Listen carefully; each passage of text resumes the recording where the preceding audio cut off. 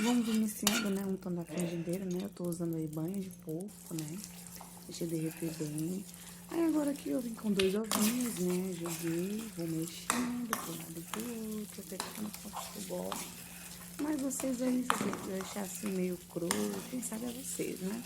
Eu prefiro bem fritinho mesmo, sabe? Ficar quanto bem top. Aí vou mexendo, pra não grudar no fundo. Quando tiver assim, mais ou menos chegando nesse ponto aí, ó, né? Continua mexendo mais um pouquinho, ó.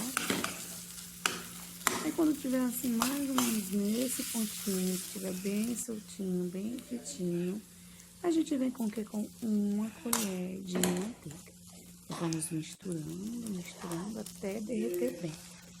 Quando a manteiga estiver bem derretidinha, vamos colocar 2 colheres, né, de cuscuz mesmo cru.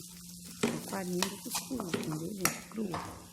Aí vamos mexendo porque o calor, né, e a umidade da manteiga vai deixar cozidinho.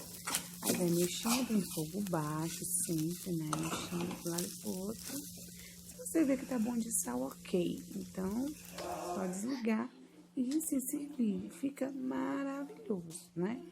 Eu amei. Só faz.